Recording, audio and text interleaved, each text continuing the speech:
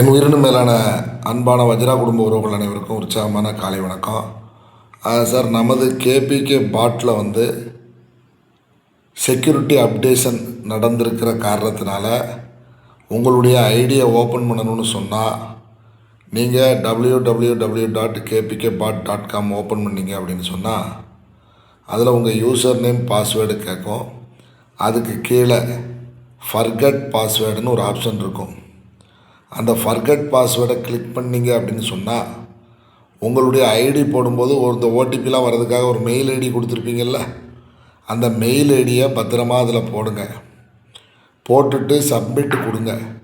கொடுத்த உடனேயே உங்கள் மெயிலுக்கு இன்பாக்ஸ்லேயோ அல்லது ஸ்பேம்லேயோ ரீசெட் பாஸ்வேர்டு லிங்க்கு அப்படின்னு ஒன்று வரும். எப்போ நம்ம ஜாயின் பண்ணும்போது ஆக்டிவேட் லிங்க்குன்னு ஒன்று வந்துச்சோ அதே மாதிரி ரீசெட் பாஸ்வேர்டு லிங்க்குன்னு ஒன்று வரும். அதை கிளிக் பண்ணுங்கள்.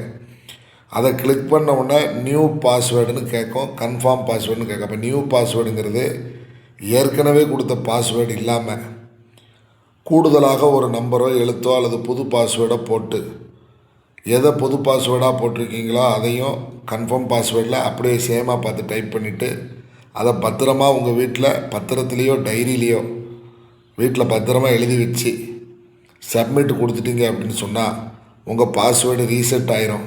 அதுக்கப்புறம் நேராக அது ஆட்டோமேட்டிக்காக சைட்டுக்கு போயிடும். அதுக்கு பிறகு உங்களுடைய மொபைல் நம்பரோ இமெயில் நம்பரோ போட்டு பாஸ்வேர்டு போட்டு நீங்கள் உள்ளே போகலாம்.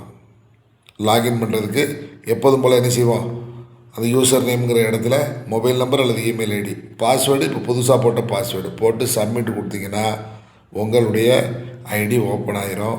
இது செக்யூரிட்டிக்காக, அதாவது ஹேக்கிங் எதுவும் நடந்துடக்கூடாதுங்கிறதுக்காக ரீசெட் எப்போதும் பண்ணுறது இயற்கை.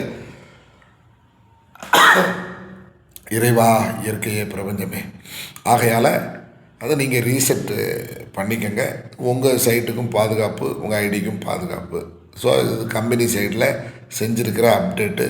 இதை உங்களுடைய அணியில் இருக்கக்கூடிய அத்தனை நபருக்கும், ஏன்னு சொன்னால் முக்கால்வாசி பேர் ஆளை காணாமல் போனாலும் அவன் நம்மளை நம்பி அன்றைக்கி முதலீடு பண்ணதுனால, அன்றைக்கி அவனால் நமக்கு கமிஷன் வந்ததுனால நம்ம உயிர் இருக்க வரைக்கும் அவனுக்கு தகவலை சொல்ல வேண்டியது நம்ம கடமை. நிச்சயமாக அவன் திரும்பி வருவான். அவன் இப்போ எங்கே போனாலும் அவன் நம்மளுடைய கேபிகேக்கு வந்தே தீருவான். அதில் எந்த விதமான மாற்று கருத்தும் கிடையாது. இது 100க்கு 100% இறைவனுக்கு, இயற்கைக்கு, பிரபஞ்சத்துக்கு பொதுவாக சொல்கிறேன். அப்போ திரும்ப வரும்போது உங்ககிட்ட வரணும்னு சொன்னால் நீங்கள் உண்மையாக உணர்வாக அவனுக்கு நீங்கள் உண்மையாக இருக்கணும். அவனுக்கு நீங்கள் கரெக்டாக சர்வீஸ் பண்ணியிருக்கணும். அவனுக்கு நீங்கள் கரெக்டாக தகவல் சொல்லியிருக்கணும். அவன் வனத்தில் மேய போயிட்டானே அப்படின்னு வருத்தப்பட்டுக்கிட்டு கோவப்பட்டுக்கிட்டு அவனுக்கு தகவல் சொல்லாமல் இருக்கக்கூடாது. என்றைக்கு இருந்தாலும் அவன் நம்ம வீட்டு பிள்ளை, என்றைக்கு இருந்தாலும் அவன் நம்ம வீட்டு மருமகன், என்றைக்கு இருந்தாலும் அவன் நம்ம வீட்டு மருமக, என்றைக்கு இருந்தாலும் அவன் நம்மக்கிட்ட வந்து தான் ஆகணும் என்கிற உண்மை அன்போடு பாசத்தோடு அவன் ஐடி போடும்போதே நம்ம கமிஷன் ஏற்கனவே வாங்கியிருக்கிறதுனால அதுக்கு உயிருள்ள வரை உண்மையாகவும் விசுவாசமாகவும் இருக்கணும். கம்பெனியும் லீடரும் இருக்கிற வரை அந்த கான்செப்டை விட்டு போகக்கூடாது.